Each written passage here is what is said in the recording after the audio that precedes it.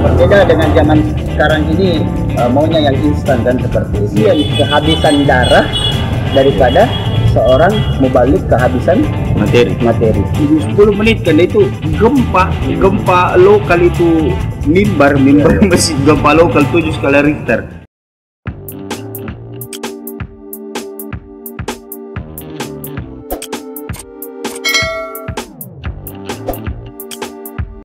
Jadi teruskan dah. Bagaimana kehidupan tak setelah terjun di dunia dakwah?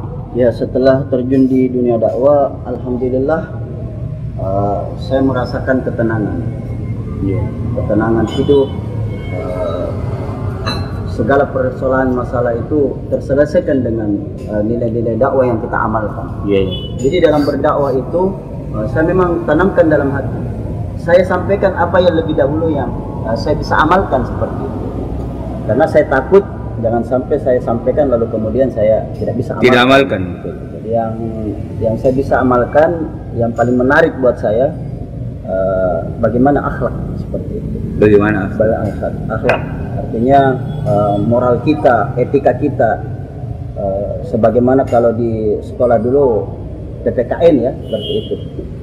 Ada istilahnya anak-anak muda itu, orang tidak ada PPKN ya, tidak ada PPKN, ada istilahnya iya betul. Jadi akhlak sangat penting, akhlak buat generasi muda ini akhlak sangat penting. Tapi tunggu dulu kan, itu kan untuk diri pribadi ada kepuasan batin yang tersalurkan lewat jalur dakwah itu. Kemudian ini saya mau tanyakan ke Kanda, bagaimana kehidupan ini? Maksudnya kita kan ini di Makassar ini banyak suara-suara sumbang. Kalau terjun di dunia dakwah nanti mau makan apa?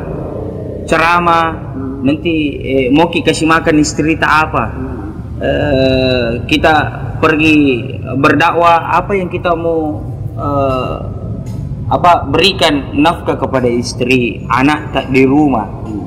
Jadi banyak suara sumbang, intinya kalau terjun di dunia dakwah nanti miskin gitu.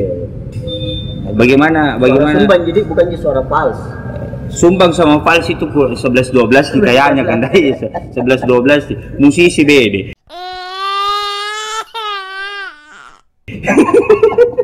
Iya. Tekan dulu bela. Ini harus diluruskan ini kan, kenapa? Tunggu dulu, ku jawab. Dijawab kan. Dijawab. Tabe Dinda Ustadku. Iya. Saya mengambil pelajaran dari kopi. Minum dulu. Jadi minum dulu. Kopi ini ada hitam, ada putihnya. Bahwa kehidupan itu ada hitam, ada putih. Iya. Positif, negatif pasti datang itu. Pasti datang. Seorang Luqmanul Hakim, seorang ulama yang terkenal, yang dimasukkan juga namanya di dalam Al-Quran, itu senantiasa juga mendapatkan pelajaran dari masyarakat. Jadi biarkan orang berkata apapun yang mereka katakan, kita dengarkan, kita simpan. Kalau kemudian kita jangan membalasnya seperti itu. Nah, yang saya rasakan setelah berdakwah, terjun di dunia dakwah, itu saya sampaikan, tenang. Saya tidak mendengarkan perkataan lain. Sebagaimana baginda Rasulullah ketika berdakwah, dicaci bagaimanapun, dia tetap memperkenalkan kalimat la ilaha illallah. La ilaha illallah. Jadi memang kebutuhannya istri kebutuhan untuk kehidupan sehari-hari ini tertutupi kan dengan enggak begini. Saya lupa jawab. Begini Dinda. Saya tidak menjadikan dakwah itu sebagai profesi untuk mencari kehidupan di situ. Wah, ini yang mantap ini. Terus. Mohon maaf. Nah, ini perkara akhlak juga. Seorang mubalik itu harus memiliki akhlak. Akhlak utamanya ini seperti ini. Mengapa demikian? Rasulullah berdakwah itu betul-betul berdakwah memperkenalkan Allah, ya. Dakwah lillahi ta'ala. Dan kalau dakwah sekarang ia mau terkenal. Nah, ia mau terkenal, tidak memperkenalkan Allah. Banyak sekarang, mohon maaf, berdakwah dengan tujuan untuk memperkaya diri apa dan sebagainya. Maka dari itu, kalau memang kita mencintai Rasul, cintai pekerjaan Rasul. Apa pekerjaannya Rasul? 2D. Dakwah, dagang. Dakwah, dagang. Dakwah, dagang, dan silaturahmi. Jadi Rasul berdagang untuk dakwah, membantu, mendukung dakwahnya. Mendukung dakwahnya. Kalau kita sekarang dakwah untuk membantu dagang.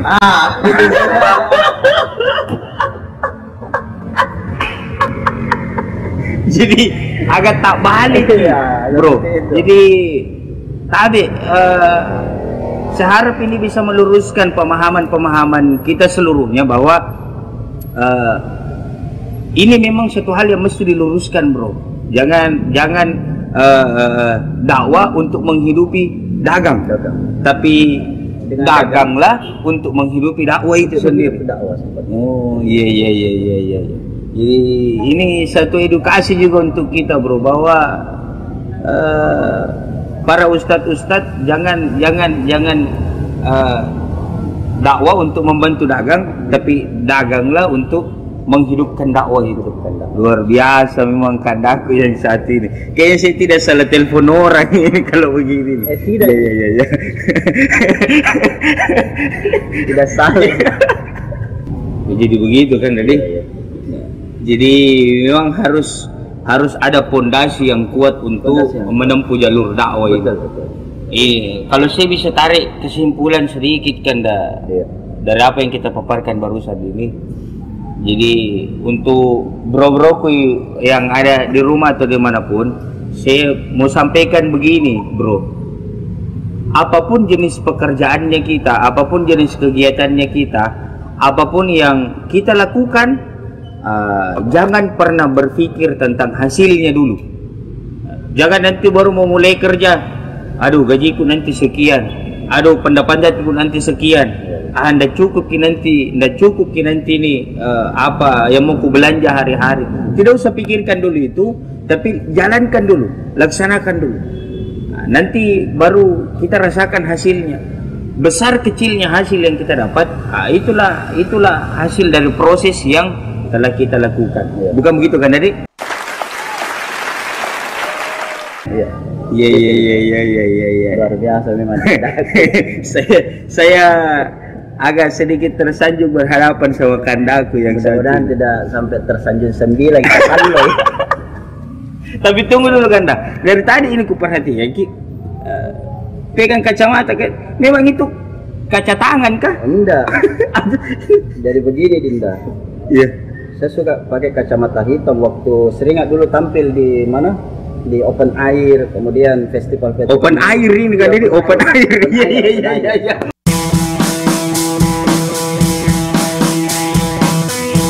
Open air, bro. Open air. Musik.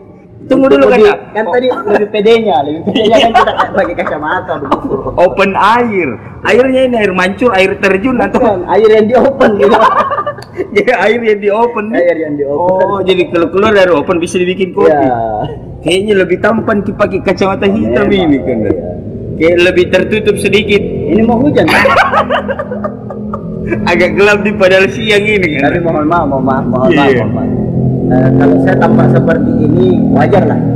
Iya, apanya yang wajar ini? Apanya yang wajar ini? Ya Allah. Apanya yang wajar? Wajarnya karena kan saya dari Sanawiyah model. Iya. Model kan.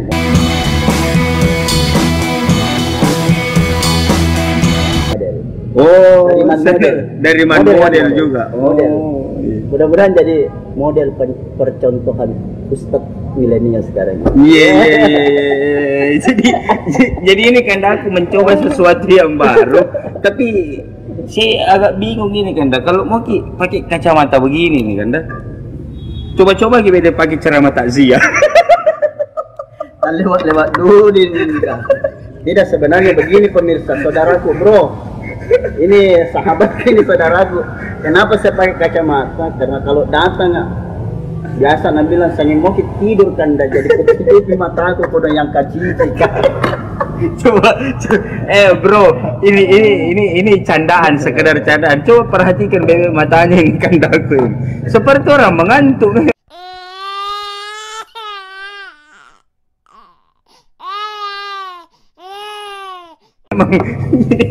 Padahal berapa kali itu kau minum kopi ya. Allahu Akbar. Jadi selain ceramah, selain dakwah kandak, ya, saya dengar rawatib juga nih, imam rawatib ya, apa? Rawatib. Di masjid mana itu kan? Iya. Di Masjid Riyadul Jannah. Oh, Riyadul Jannah deh. Mudah-mudahan kita nanti bersama Rasulullah di taman-taman surga. Amin, amin, amin. Iya. Jadi tadi kandak sedikit singgung dulu masalah akhlak tadi. Apa sih sebenarnya yang kurang di anak muda milenial sekarang yang ada di Makassar ini, terkhusus di bidang akhlak? Akhlak seperti apa sih yang kurang sebenarnya? Iya, yang pertama itu akhlak terhadap kedua orang tuanya. Iya. Ketika mereka berbicara kepada orang tua tetapi bukan orang tuanya, dia lebih menampakkan akhlaknya kepada orang lain dibanding orang tuanya seperti itu. Iya. Itu yang pertama. Salah menempatkan seperti itu. Dan boleh juga, tetapi dahulukan dulu akhlak kepada Allah, akhlak kepada Rasulullah, dan akhlak kepada orang tua, akhlak kepada sesama seusia sebayanya, kemudian akhlak yang kepada yang lebih tua, akhlak kita kepada yang lebih muda dari kita. Contoh akhlak kepada Allah itu sangatlah penting. Orang sholat, kalau dalam fikihnya kan laki-laki itu batas auratnya dari pusat ke bawah. Iya. Boleh kan tidak pakai baju? Iya. Selama auratnya tidak ini. Tapi apakah dia berakhlak kepada Allah kalau dia tidak pakai baju? Tentu tidak. Iya kan? Betul. Jadi kalau di kitab Bukhari itu dalam bab ilmu ada disebut al-ilmu qabla amal. Al-ilmu qabla amal. Artinya apa? Berilmulah engkau dulu sebelum beramal. Itu saking pentingnya kedudukan ilmu. Oh ternyata ada yang lebih tinggi lagi dari ilmu. Apa itu? Adalah akhlak. Karena sesungguhnya kehadiran baginda Rasulullah di muka bumi ini tidak lain innama bu'istu liutammima makarimal akhlak. Iya. Luar biasa memang kandak. Jadi memang begini bro, kalau kita ngomong sama seorang ustadz yang menguasai bidang tafsir, memang harus ada dalil-dalilnya. Sebenarnya grogi, soalnya beliaunya masya Allah luar biasa. Kita sama-sama belajar, sama-sama menempuh dan sama-sama saling mensupport. Sharing. Ini sharing waktu. Sharing lah ngopi.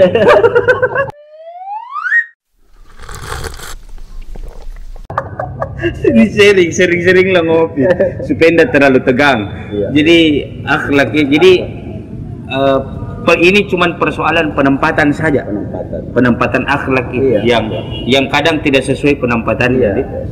Terus bagaimana menurut Kakanda kalau ada anak muda yang salah menempatkan akhlak, terus kiat-kiatnya untuk merangkul anak muda tersebut, pemuda tersebut, agar pelan-pelan dia juga bisa hijrah, Tapi hijrahnya di sini tanda kutip tanpa mengurangi nilai-nilai nilai-nilai silaturahim, nilai-nilai pergaulan yang ada. Karena kan sekarang kan ada banyak orang yang hijrah, tiba-tiba nabatasi dirinya. Jadi saya mau kita kiat-kiat kisi-kisi kita untuk merangkul mereka itu anak-anak muda milenial agar supaya dia bisa hijrah, minimal sholatnya jalan terus dulu. Jadi begini, dakwah itu fleksibel, kondisional. Ketika kita melihat pemuda yang hobi main musik lalu kemudian kita mau rubah akhlaknya, harus kita masuk di wilayah situ dulu pelan-pelan seperti itu. Tetapi bukan juga berarti kalau kita melihat pemuda yang hobi minum lalu kemudian kita juga masuk seperti itu di dalam undang. Pelan-pelan. Dakwah itu kondisional. Jadi pertama kita banyak membangun komunikasi kepada mereka. Jangan kita jauhkan. Dimasuki dulu kehidupannya ini kan tadi. Kehidupannya. Yeah. Jangan kita jauhi. Kita masuk dulu, kita cerita, anggap dia sebagai saudara kita atau adik kita seperti itu. Yeah. Dan memang dalam berdakwah itu perlu pengorbanan. Ya, ingat dalam berdakwah butuh pengorbanan. Harta, jiwa, ya, waktu itu memang kita harus korbankan. Bukan malah sebaliknya. Iya. Dakwah itu butuh dana, enggak. Iya. Jadi memang dakwah harus butuh pengorbanan. Butuh pengorbanan. Berarti betul itu apa yang dibilang Haji Romai Rama di? Iya. Pengorbanan memang. Iya, pengorbanan. Penggemarnya kita. Saya ngefans sama beliau. Saya Sama ngefans sama beliau. Oh, kita juga kah? Iya, gitar tua tuh. Allah. Minum kikana, minum kikana. Pelan-pelan ki. Iya. Jadi ada agenda lagi ini kan dah? Insya Allah sebentar sore masih sama keluarga kembali dulu. Oh, kembali dulu. Nanti malam baru lanjut lagi. Iya. Ini bro, full job ini, full job. Enggak juga. Jadi bukan job, amanah. oh amanah ya, amanah. Oh iya. Kalau saya lebih bahasakan ke amanah. Jadi bagaimana Kanda di pembicaraan kita ini, apa mungkin ada pesan-pesan yang ingin kita sampaikan kepada bro-broku semua yang ada di rumah? Siapa tuh ada pesan-pesan tak? Baik. Bismillahirrahmanirrahim. Assalamualaikum warahmatullahi wabarakatuh. Tadi bro, pesan saya siang hari ini sesuai dengan pembicaraan tadi, bahwa ketika kita ingin berdakwah, mulailah dengan ketulusan, dengan keikhlasan. Ikhlas. Kemudian bersungguh-sungguh dalam menuntut ilmu, khususnya ilmu bekal kita untuk kita sampaikan di dalam dakwah kita, seperti itu. Yang ketiga, jangan kita pernah bergantung dengan hasil daripada ceramah kita. Usahakan kita mencari pekerjaan yang lain yang bisa menghidupi keluarga kita. Kemudian yang terakhir, berakhlaklah paling tidak sebagaimana akhlaknya Rasul. Bagaimana akhlaknya Rasul? Yaitu sebagaimana ketika Aisyah ditanya, wahai Aisyah, istri Rasul, bagaimanakah akhlak Rasulullah? Lalu Aisyah menjawab, sesungguhnya akhlak Rasulullah itu adalah akhlak Al-Quran.